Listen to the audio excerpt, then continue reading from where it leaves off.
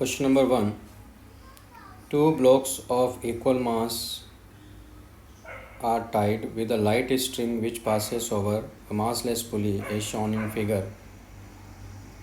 The magnitude of acceleration of center of mass of both the blocks is neglect friction everywhere.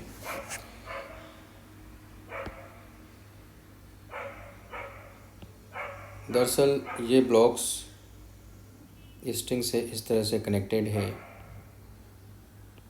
हमें इन दोनों block का जो system बन रहा है उसके सेंटर ऑफ मास का एक्सेलरेशन फाइंड करना है। ओके, इसमें आप देख रहे हैं कि ये एंगल 30 है, 60 है, तो सिंपल सी बात है कि ये एंगल कितना होगा, 90 डिग्री होगा। ओके, अगर ये 90 डिग्री है तो बेस्ट पार्ट हमारे लिए क्या है कि इसको मान लेते हैं कि ये वाई एक्सिस है, इसको मान लेते हैं कि ये एक्स एक्सिस है। तो यहाँ इनका एक्सेलरेशन निकालना बड़ा आसान है।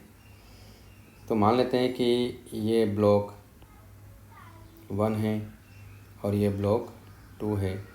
अब दोनों इनएक्सटेंसिबल स्ट्रिंग से कनेक्टेड है तो दोनों का जो एक्सेलरेशन है वो सेम होगा। तो इसका मान लिया मैंने एक्सेलरेशन इधर की तरफ ए है, तो इसका नेगेटिव वाई डायरेक्शन में होगा एक्सेलरेशन ए। अब हमें इंडिविजुअल जो ब्लॉक्स है उनका एक्सेलरेशन निकालेंगे, फिर सेंटर ऑफ मास के एक्सेलरेशन पर जाएंगे। तो यहाँ मैंने ये एक्स और वाई एक्सिस ऐसा क्यों माना, क्योंकि परपेंडिकुलर एक्सिसेस हैं तो हमें वैसे भी मैग्नीट्यूड पूछ रहा है। ओके, तो इस कोऑर्डिनेट सिस्टम के थ्रू निकालना हमें आसान है। तो हम क्या करेंगे, सबसे पहले एक्सेलरेशन फाइंड करेंगे। तो आप देख रहे हो कि इसका ये कंपोनेंट क्या होगा, यानी अगर आप इधर की तरफ देखोगे तो यहाँ मिलेगा अपने को mg sin 60। दोनों ब्लॉक का जो मास है वो सेम है और इधर अपने को मिलेगा mg sin 30। तो नेट फोर्स जो है वो क्या है यहाँ, तो यहाँ ए एक्सेलरेशन हो जाएगा mg sin 60 minus mg sin 30 divide by 2m। इसकी वैल्यू फाइंड कर लेते हैं। तो आप देख रहे हो कि m से तो m कैंसिल आउट हो गया, g को बाहर ले लेंगे तो g/2 हो जाएगा यहाँ। तो ये हो जाएगा √3/2 माइनस 1/2। ये वैल्यू आ गई हमारे पास में g/4 √3 माइनस 1। ये a की वैल्यू आ गई है। अब सेंटर ऑफ मास का एक्सेलरेशन क्या होता है, ACM vector equal to m1 a1 vector plus m2 a2 vector divided by m1 plus m2। यहाँ दोनों का मास सेम है इसलिए ये क्या हो जाएगा, a1 vector plus a2 vector divide by 2। तो ACM वेक्टर इक्वल टू हो जाएगा a1 को क्या लिखेंगे हम लोग, a आई कैप, और इसको लिखेंगे minus a J cap divide by 2। तो ये हो गया हमारे पास में a/2 आई कैप माइनस जे कैप। इसका मैग्नीट्यूड निकाल लो, इसका मैग्नीट्यूड आ जाएगा a/2 √2 यानी a/√2। तो a की वैल्यू यहाँ रखेंगे हम लोग, तो हो जाएगा g/4 √2 √3 माइनस 1। तो ये सेंटर मास का एक्सेलरेशन है जो कि ऑप्शन नंबर ए मैच कर रहा है यहाँ। तो इसका जो आंसर है वो है √3 minus 1 into g divide by 4 √2।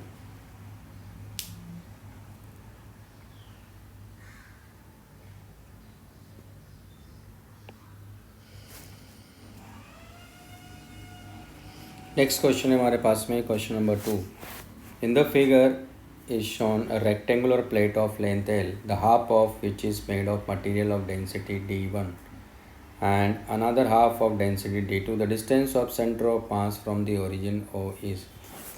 ये हमारे पास में रेक्टेंगुलर प्लेट है और इस रेक्टेंगुलर प्लेट का सेंटर ऑफ मास अपने को फाइंड करना है, जो कि इसका हाफ पोर्शन D1 डेंसिटी से बना है, हाफ पोर्शन D2 डेंसिटी से बना है। तो मान लेते हैं कि ये हमारे पास में रेक्टेंगुलर प्लेट है और हाफ पोर्शन है। तो इसकी जो डेंसिटी वो दिया हुआ है d1 है और इसकी जो डेंसिटी है वो दिया है d2 है। इस पॉइंट O के रेस्पेक्ट में बात करना है। तो इसका जो सेंटर ऑफ मास है वो इस तरह से है, भले इसका डिस्ट्रीब्यूशन, मास का डिस्ट्रीब्यूशन इस तरह से है कि इसका सेंटर मास लॉजिकली अगर आप देखो तो अलोंग द एक्स एक्सिस ही है, और इस वाले पार्ट का जो सेंटर मास है वो यहाँ होगा, इस वाले पार्ट का सेंटर मास यहाँ होगा, जो ज्योमेट्रिकल सेंटर है वहाँ होगा, है ना। तो ये जो लेंथ है ये कितना है, ये l/2 है, और ये भी कितना है, ये भी l/2 है। तो ये पॉइंट O है। तो अगर इसका मास मैं मान लेता हूँ m1 है, इसका जो पोजीशन है x1, तो x1 की वैल्यू क्या है यहाँ, x1 है दरअसल l/4, और इसकी जो पोजीशन है इसके सेंटर मास की ये मान लेते हैं x2 है। तो x2 कितना है यहाँ, 3l/4। अगर मैं ये जो प्लेट है उसकी अगर थिकनेस भी मानता हूँ तो मान लेते हैं कि इसका जो थिकनेस है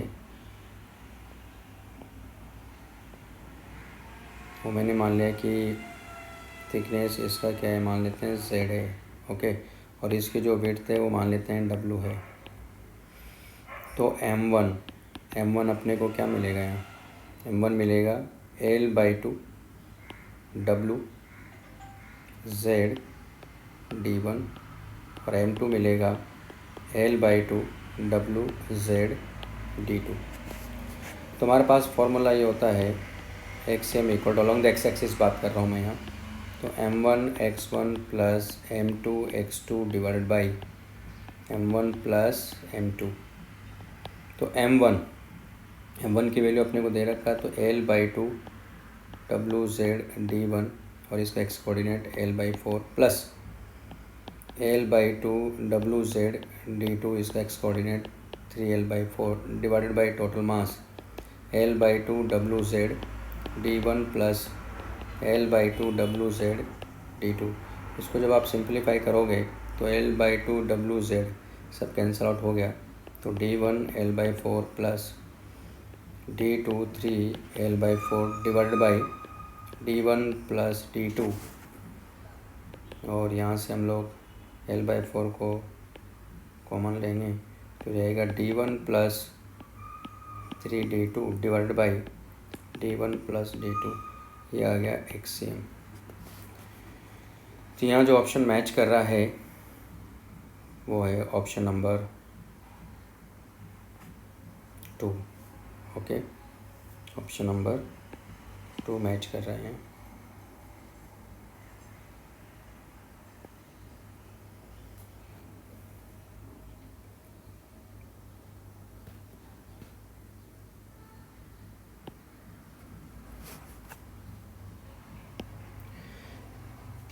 नेक्स्ट क्वेश्चन है question number 3। In the figure shown a particle P strike the inclined smooth plane horizontally and rebounds vertically. If the angle theta is 60 degree, then the coefficient of restitution is। यहाँ जो incline plane है वो rest पर है, तो दरअसल ये particle किस तरह से आ रहा है, ये पार्टिकल हॉरिजॉन्टली आ रहा है, और after striking the incline plane ये पार्टिकल वर्टिकल हो जाता है, ओके। और ये इसका इंक्लाइन प्लेन जिससे टकरा रहा है, ये एंगल थीटा दिया है। इसकी ये वेलोसिटी मान लेते हैं कि u है, ये एंगल भी थीटा होगा। इसको रिजोल्व करेंगे हम लोग along the incline plane and perpendicular to the incline plane. तो इसका ये कंपोनेंट क्या होगा, u साइन थीटा, और along the incline plane u cos theta. यहाँ जो प्लेन है वो स्मूथ है, तो u cos थीटा कंपोनेंट तो चेंज करेगा नहीं, ओके, क्योंकि इसको जो इम्पल्स लगेगा वो इस डायरेक्शन में लगेगा, क्योंकि फ्रिक्शन है नहीं, तो ये कंपोनेंट चेंज करेगा ही नहीं। तो u cos थीटा चेंज नहीं करेगा, आफ्टर कोलिजन ये कंपोनेंट बना रहेगा। हाँ, लेकिन ये कंपोनेंट मान लेते हैं इसका v1 हो जाता है टकराने के बाद, लेकिन फाइनली इसकी वेलोसिटी कह रहा है कि वर्टिकल हो जा रही है। इसका मतलब इन दोनों का जो रिजल्टेंट है वो वर्टिकल हो जा रहा है। वर्टिकल अगर है इसका मतलब ये एंगल कितना निकल के आता है, थीटा। तो हम लोग यहाँ एक रिलेशन निकाल सकते हैं। तो क्या मिलेगा अपने को, tan theta equal to u cos theta divide by v1। अब v1 अपने को फाइंड करना है। v1 कहाँ से फाइंड करेंगे, Newton's experimental law of collision से। Newton's experimental law of collision से, जो कि दिया है minus A equal to v2 minus v1 by u2 minus u1। अब यहाँ ऐसा करते हैं, ये जो पार्टिकल है इसको मैं 1 मान लेता हूँ और जो इंक्लाइन प्लेन है इसको 2 मान लेता हूँ। तो अगर ऐसा है तो v2 तो 0 ही हो गया, माइनस v1। तो ऐसा करते हैं, इस डायरेक्शन को पॉजिटिव मान लेते हैं और इस डायरेक्शन को नेगेटिव मान लेते हैं। तो हो जाएगा v1 डिवाइड बाई u2 तो 0 ही है, माइनस ये क्या हो जाएगा, इसके along the incline plane before striking क्या था कंपोनेंट, तो u साइन थीटा। तो आप देख रहे हो कि यहाँ से अपने को e इक्वल टू v1 बाई u साइन थीटा, या v1 की वैल्यू आप देखो यहाँ से मिल रही है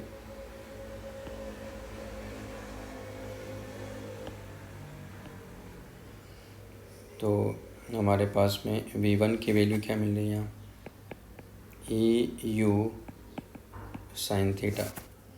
तो therefore tan theta equal to u cos theta divide by, इस वैल्यू की मैं बात कर रहा हूँ, इसको यहाँ, तो यहाँ v1 की वैल्यू पुट कर देंगे इसमें। तो e u साइन थीटा और यह आ जाएगा 1 बाई ई टेन थीटा, यानी e इक्वल टू आ गया 1 बाई टेन स्क्वायर थीटा। यहाँ थीटा की वैल्यू कितना दिया है इसने, 60 डिग्री। तो हो जाएगा 1 बाई टेन स्क्वायर 60 डिग्री, ये हो जाएगा 1/3। तो ये आंसर है। तो ऑप्शन नंबर ए यानी 1।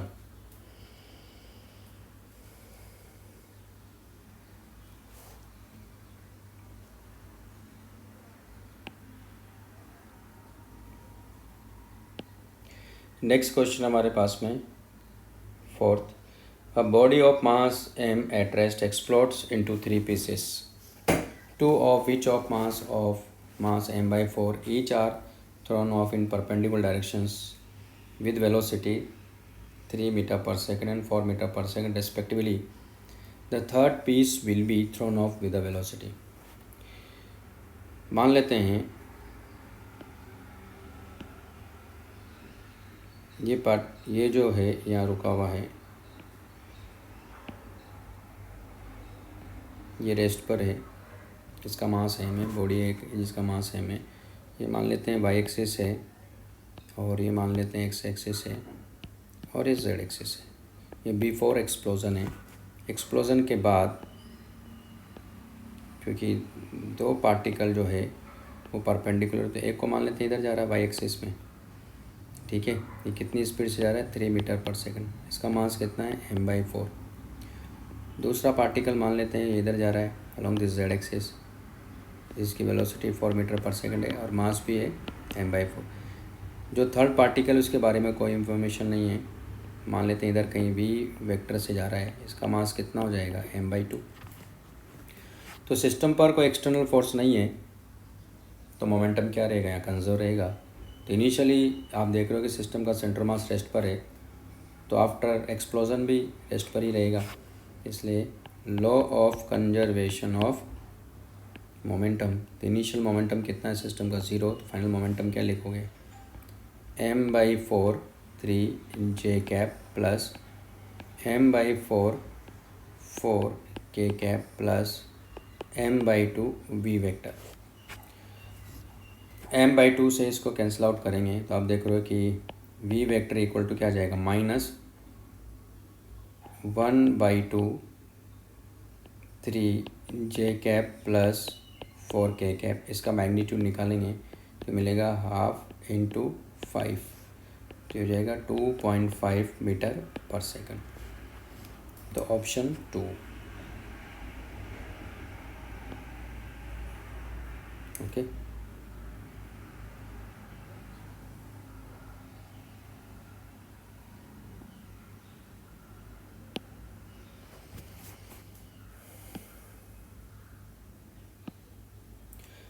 नेक्स्ट क्वेश्चन है question number 5। In the figure shown find out the distance of centre of mass of a system of uniform circular plate of radius 3r from O in which a hole of radius r is cut whose center is at 2r distance from center of large circular plate। तो हमें ये एक system दिया हुआ है, इस system का अपने को सेंटर मास की पोजीशन बताना है। तो अगर आप लॉजिकली आप देखते हो तो इसका सेंटर मास कहाँ लाई कर रहा है, देखिए अलोंग द एक्स एक्सिस से लाई करेगा इस तरह से। यहाँ ये जो आर रेडियस की जो डिस्क यहाँ से रिमूव किया है उसको देखते हुए तो किधर होगा, लेकिन वो पॉइंट ओ के लेफ्ट साइड में होगा, यानी कहाँ होगा देखा जाए तो यहाँ कहीं होगा। ओके, तो पॉइंट ओ को हम लोग ओरिजिन मान ही रहे हैं तो अपने आप देखोगे कि नेगेटिव में आ जाएगा वो। तो यहाँ एक्स कोऑर्डिनेट ही अपने को फाइंड करना है।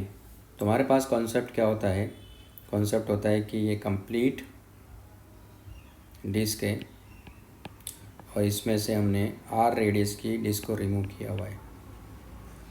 ओके, इसका मास मान लेते हैं एम है और इसका मास मान लेते हैं एम डैश है। तो हमारे पास फॉर्मूला क्या है, x c m equal to m x minus m dash x dash divided by m minus m dash. तो यहाँ जो मास का डिस्ट्रीब्यूशन यूनिफॉर्म है तो इसकी जो सरफेस मास डेंसिटी वो मान लेते हैं सिग्मा है। तो यहाँ एम की वैल्यू कितना है, एम हो जाएगा सिग्मा पाई 3r का होल स्क्वायर, एम डैश कितना होगा सिग्मा पाई आर स्क्वायर, और एक्स कितना होगा यहाँ 0 और एक्स डैश कितना है 2r, ये गिवन है। इन सब की वैल्यूज़ को इसमें पुट कर दो तो एक्स एम इक्वल टू हो जाएगा sigma pi 9r square into 0 minus sigma pi r square into 2r divided by sigma pi 9r square minus sigma pi r square. इसको सिंप्लीफाई करेंगे तो आपको मिल जाएगा माइनस r/4। उसने पूछा डिस्टेंस बताओ, तो डिस्टेंस कितना हुआ r/4, कहाँ से, पॉइंट ओ से। ओके, तो आंसर क्या हो गया इसका, ऑप्शन 1।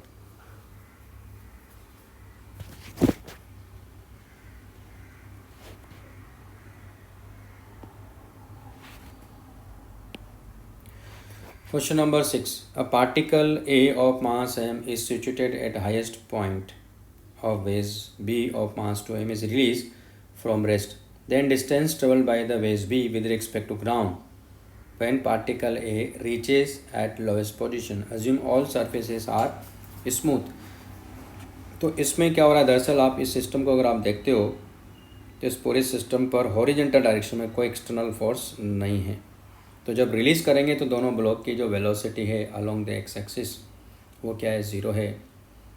ओके, तो सिस्टम का सेंटर मास क्या होगा, इसका मतलब रेस्ट पर है, तो बाद में भी क्या होगा, रेस्ट पर होगा क्योंकि कोई एक्सटर्नल फोर्स है नहीं। तो इस केस में क्या होगा, जब ये ब्लॉक इधर इसके रेस्पेक्ट में इधर मूव करेगा तो ये वेस क्या करेगा, इधर मूव करेगा। हमें इस वेस का डिस्प्लेसमेंट चाहिए जब ये ए ब्लॉक कहाँ पहुँच जाए, लोवेस्ट पॉइंट पर पहुँच जाए। तो अपने को फाइंड करना है कि बी का जो वेज है उसका डिस्प्लेसमेंट कितना हुआ। तो यहाँ कॉन्सेप्ट क्या है कि जब भी हम लोग इस तरह के क्वेश्चन की बात करते हैं तो हर ब्लॉक हर बॉडी का displacement with respect to ground लेना होता है। तो मैं अगर मान लेता हूँ कि वेज का डिस्प्लेसमेंट राइट साइड में अगर एक्स है तो हम क्या करेंगे, पहले ए का हमें विद रिस्पेक्ट टू ग्राउंड निकालना ज़रूरी है। ओके, उसके बाद ही हम लोग इसके जो भी कॉन्सेप्ट है उसको अप्लाई कर सकते हैं, क्योंकि हर पार्टिकुलर बॉडी का डिस्प्लेसमेंट ग्राउंड के रेस्पेक्ट में देखना होता है। तो आप देख रहे हो कि इस वेस के रेस्पेक्ट में ये इधर कितना चला, देखो लेफ़्ट साइड में, तो ये 3 सेंटीमीटर है, तो आप देखोगे कि ये 4 सेंटीमीटर है ना, क्योंकि अगर ये ए मान लेते हैं तो कितना लिखोगे आप, 3/a इक्वल टू 1037 ना, 1037 की वैल्यू 3/4 यानी ए की वैल्यू क्या आएगी, 4 सेंटीमीटर। ओके, तो मान लेते हैं कि वेज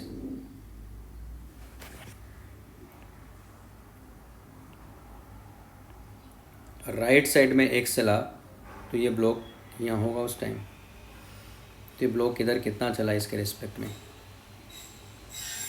4 सेंटीमीटर, यानी डेल्टा एक्स ए बी वो कितना है -4, और डेल्टा एक्स बी वो कितना है +x। तुम्हारे पास कॉन्सेप्ट है delta X A B equal to delta X A minus delta X B. तो -4 equal to delta X A minus X, तो delta X A equal to जाएगा x -4।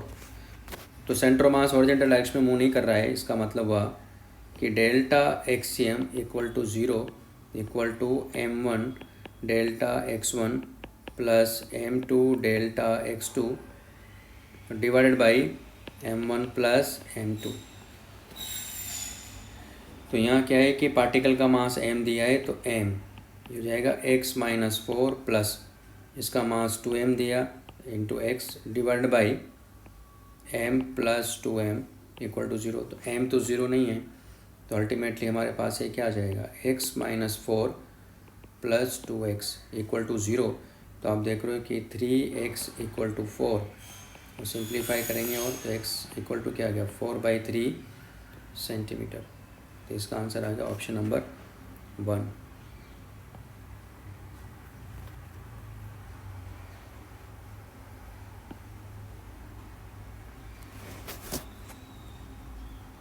Question number 7. Consider a solid uniformly charged sphere. There are 2 points A inside and B outside where the electric fields are same. The ratio of distance of A to the distance of B from the surface is. तो हमें मालूम है कि uniformly charge अगर sphere है, solid sphere है, तो उसकी वजह से जो इलेक्ट्रिक फील्ड है वो किस तरह से वेरी करता है, इस बारे में हम बात कर चुके हैं। तो यहाँ मैं ग्राफ के थ्रू ही समझ लेता हूँ, ज़्यादा अच्छा रहेगा। तो ये E है और ये हमारे पास में R है। तो 0 से लेकर इसकी जो रेडियस है ये R है, तो आप देखोगे कि लीनियरली इंक्रीज़ करता है इलेक्ट्रिक फील्ड इंटेंसिटी, यानी E is directly proportional to क्या R है, और मैक्सिमम कहाँ होता है सरफेस पर, उसके बाद ये डिक्रीज़ करता है E inversely proportional to R²। तो आप देखो यहाँ इनफाइनाइट पॉइंट्स हैं जहाँ इलेक्ट्रिक फील्ड इंटेंसिटी क्या है सेम है। जैसे ये पॉइंट ले लो, अंदर भी ये वाला पॉइंट और ये है ना, और ये तो कैपिटल आ रहे हैं। तो आप देख रहे हो कि उसके बाद ये वाला पॉइंट ले लो, तो जहाँ यहाँ इलेक्ट्रिक फील्ड इंटेंसिटी जो यहाँ है वही यहाँ है, ठीक है। उसी तरह ये वाला पॉइंट ले लो, तो आप देख रहे हो कि इनफाइनाइट पॉइंट्स हैं, यानी हैविंग मैनी वैल्यूज़। तो ऑप्शन नंबर 4।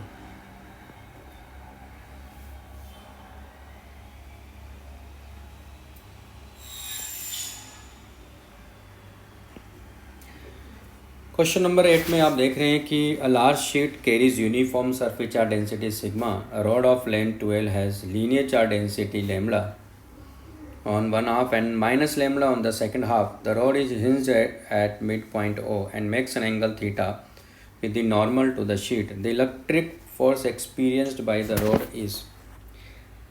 हमें ये मालूम है कि अगर इनफाइनाइट शीट है और उस पर चार्ज का डिस्ट्रीब्यूशन यूनिफॉर्म है, तो उसकी वजह से जो इलेक्ट्रिक फील्ड होता है वो भी क्या होता है, यूनिफॉर्म होता है। कितना होता है σ/2 एप्सिलॉन नॉट। ओके, अब आप यहाँ देखो कि जो रॉड अपने को दिया है उसमें half density lambda linear charge density है और हाफ में minus lambda linear charge density है। तो इसका मतलब क्या हुआ, इसका मतलब तो सीधा ये हो गया कि एक तरह से ये इलेक्ट्रिक डायपोल बन रहा है। तो इधर का जो चार्ज है वो +q है और इधर का जो चार्ज है वो -q है। क्लियर। तो आपको भी मालूम है कि अगर इलेक्ट्रिक डायपोल को हम लोग यूनिफॉर्म इलेक्ट्रिक फील्ड में रखते हैं तो इलेक्ट्रिक फोर्स ऑलवेज 0। ओके, क्योंकि जितना फोर्स इसको इधर लगेगा उतना फोर्स इसको इधर की तरफ लग रहा है, तो नेट फोर्स क्या होता है, हमेशा 0 होगा। तो इसका मतलब ऑप्शन नंबर ए यानी 1 इसका करेक्ट है।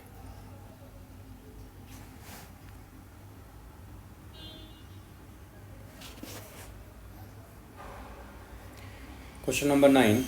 If uniform electric field where E naught is a constant exists in a region of space and at 0, 0 electric potential V 0, then potential at x naught, 0 will be. यहाँ अपने को electric field uniform दिया हुआ है और origin का अपने को पोटेंशियल 0 दिया हुआ है. तो अलोंग द एक्स एक्सिस एक पॉइंट है x नॉट, 0. उस पॉइंट पर अपने को इलेक्ट्रिक पोटेंशियल की वैल्यू फाइंड करनी है. तो हमारे पास ये कॉन्सेप्ट होता है dV equal to minus E vector dot dr vector. Okay, तो आप देख रहे हो कि यहाँ कॉन्सेप्ट यूज़ करेंगे हम लोग. तो माइनस ये हमारे पास में E not I cap plus 2E not J cap dot dx I cap dy J cap.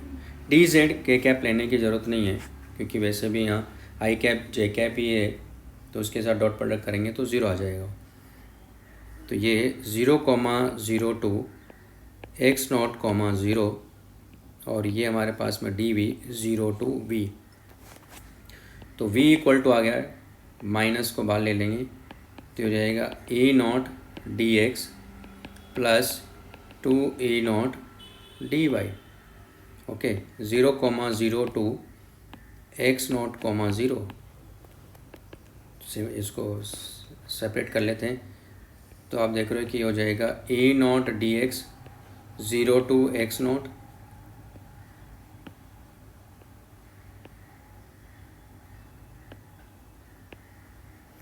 Minus ये हो जाएगा 2E नॉट dy. लेकिन इसका कोऑर्डिनेट 0 to 0, तो 0 to 0 अगर लिमिट होती तो वैसे 0 हो गया. तो अल्टीमेटली हमारे पास आ गया v equal to minus E naught x नॉट. तो ये आंसर है. तो ऑप्शन नंबर 2 क्या दे रखा है इसमें.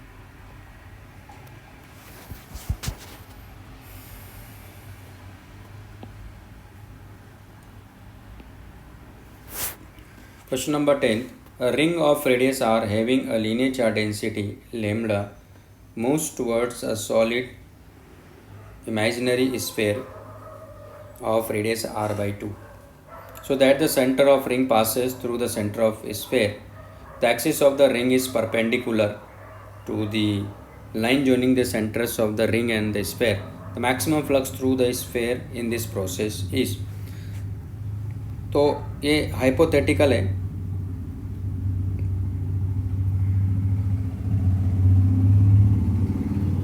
तो सिंपल सा लॉजिक है कि इस रिंग का अगर इतना पार्ट, क्योंकि रिंग जब आ रही है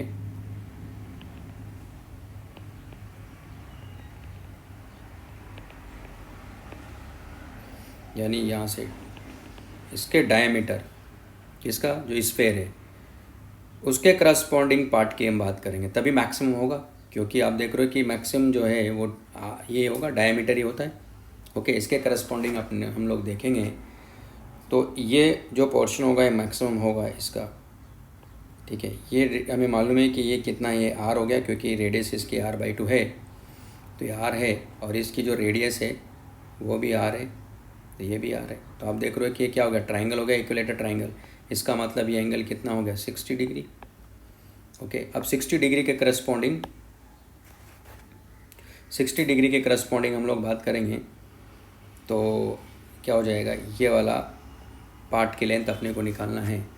तो यानी आर्क लेंथ निकालना है अपने को. तो आर्क लेंथ मान लेते हैं कि L है, यानी ये जो आर्क लेंथ है ये L है. तो L इक्वल टू कितना हो जाएगा, π/3 इंटू आर ना. और इसी को जब हम लोग, क्योंकि लीनियर चार्ज डेंसिटी यहाँ दिया हुआ है रिंग का, तो लैम्बडा से मल्टीप्लाई करेंगे तो ये क्या हो गया, चार्ज एनक्लोज होगा. चार्ज एनक्लोज होगा तो charge enclose by epsilon not, ये क्या होगा, फ्लक्स होगा. तो हमारे पास आ गया π/3 R lambda by epsilon naught. तो जो मैक्सिमम फ्लक्स होगा दरअसल वो यही है. तो ये मैक्सिमम फ्लक्स है, तो जाएगा πr lambda by 3 epsilon naught. तो ऑप्शन नंबर 4.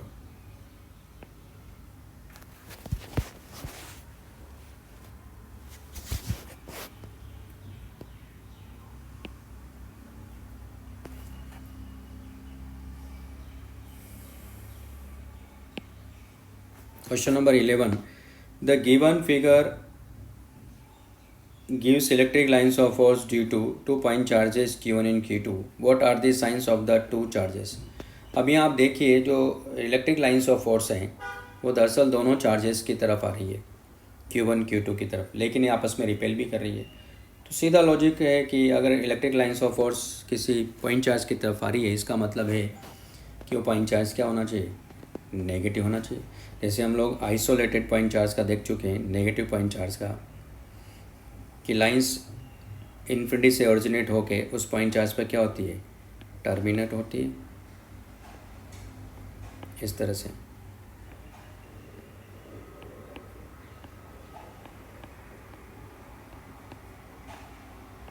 सॉरी, ये नेगेटिव पॉइंट चार्ज है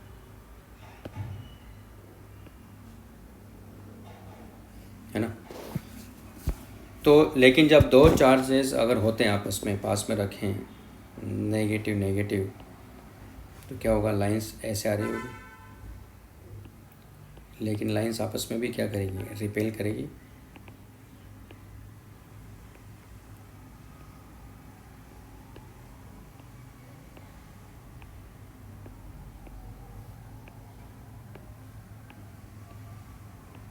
लाइंस आपस में क्या करेंगे, रिपेल करेंगे इस तरह से। तो इसका मतलब दोनों ही यहाँ चार्ज क्या है, नेगेटिव है, तो बोथ आर नेगेटिव। तो option number 1।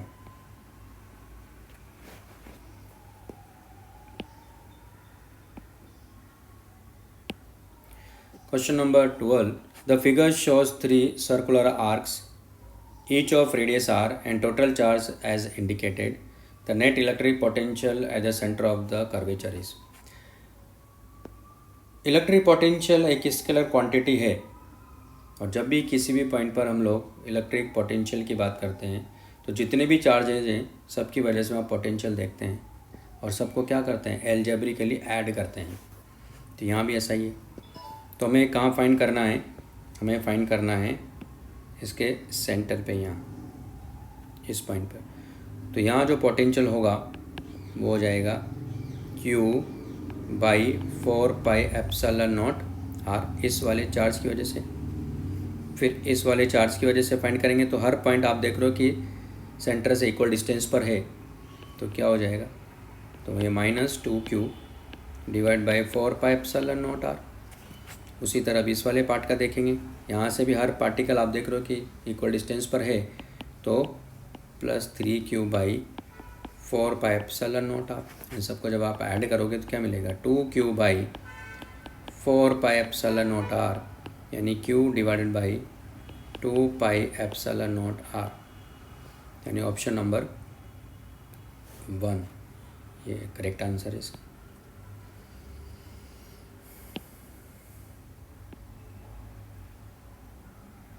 Question number 13. 2 wires each of radius of cross section r but of different materials are connected together end to end in series. If the densities of charge carriers in the 2 wires are in the ratio 1/4, the drift velocity of the electrons in the 2 wires will be in the ratio. यहाँ जो कहा इसने कि densities of charge carriers, यानी दरअसल ये कह रहा है number of electrons per unit volume की ये बात कर रहा है। ओके, तो हमें मालूम है कि I = क्या होता है, NeAVD। तो यहाँ ये इस तरह से 2 वायर्स हैं जिनकी रेडियस सेम है। तो यहाँ से जितना करंट एंटर करेगा उतना ही करंट यहाँ से बाहर जाएगा। ओके, इसका मतलब है कि N1eAVD1 = एरिया फ्लो सेक्शन, तो सेम है। तो ए क्या है यहाँ, एरिया फ्लो सेक्शन, तो N2eAVD2। हमें चाहिए VD1/VD2 यानी N2/N1, और हमें क्या दिया है यहाँ, N1/N2 = 1/4। तो ये वैल्यू क्या आती है, 4/1, यानी ऑप्शन नंबर 3 ये इसका आंसर है।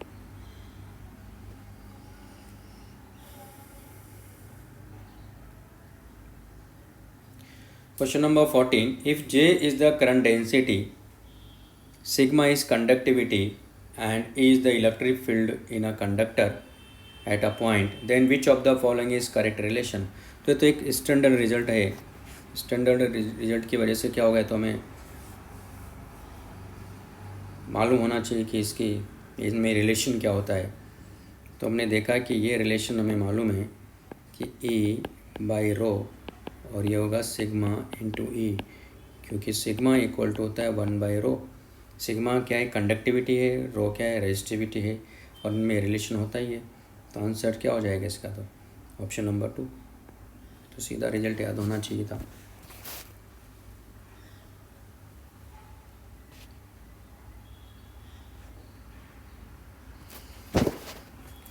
नेक्स्ट है question number 15. A ray R1 is incident on the plane surface of the glass slab kept in air of reference index √2 at angle of incident equal to the critical angle for the air glass system.